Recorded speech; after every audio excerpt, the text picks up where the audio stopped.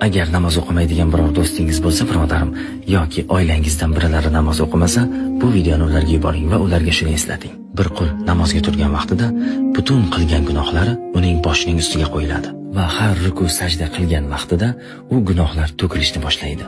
Bu namozning faqat kichik bir fazilatlaridan naqadar katta fazilatlari bor, shunday emasmi? Qalbimizga huzur beradi, hayotimizga baraka ulashadi. Oxiratimizda bu qanchalik fazilat va qanchadan qancha savoblar keltiradi. Namoz dinning ustuni. Jahannam ahlidan so'rashdi: "Siz nima uchun jahannamdasiz?" Ular aytishdiki: "Biz namoz qilganlardan emas edik." Payg'ambarimiz alayhissalom ko'zlarimning nuri dedilar. Bizlar va kofirlar o'rtasidagi farq namoz o'qish dedilar. Payg'ambarimiz alayhisolatu vassalom aytmadilarmi? Qulning Robbisiga eng yaqin vaqti sajda qilgan onidir. Shoir dedi: "Sajdalarda ekan ishq, qanday topishni tushundim."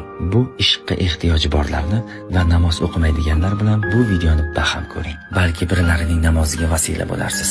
Uning qilgan har bir namozidan o'zingizga savob olasiz.